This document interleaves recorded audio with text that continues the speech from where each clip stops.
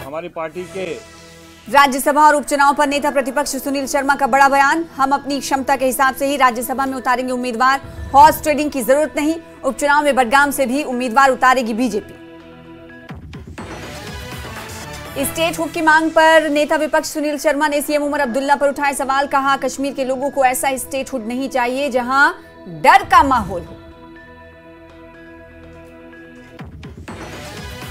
जम्मू कश्मीर विधानसभा के शीतकालीन सत्र से पहले पीडीपी ने किया भूमि अधिकार एवं नियमितीकरण विधेयक लाने का ऐलान। सीएम उमर से मांगा समर्थन। सरकारी जमीनों पर बसी अवैध कॉलोनियों को नियमित करना मकसद।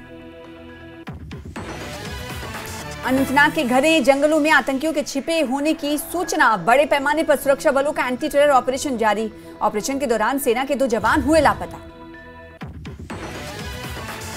अनंतनाग में आतंकी और अलगाववादी नेटवर्क के खिलाफ एक्शन। हुर्रियत और जमात इस्लामी जैसे प्रतिबंधित संगठनों से जुड़े लोगों के घरों में ली गई तलाशी।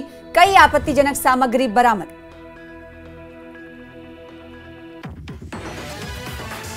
कठुआ में बाइक सवार 3 ड्रग्स तस्करों ने की पुलिस पर फायरिंग। फरार होने के दौरान पुल से टकराने से हुए घायल। जीएमसी कठुआ में इलाज जारी।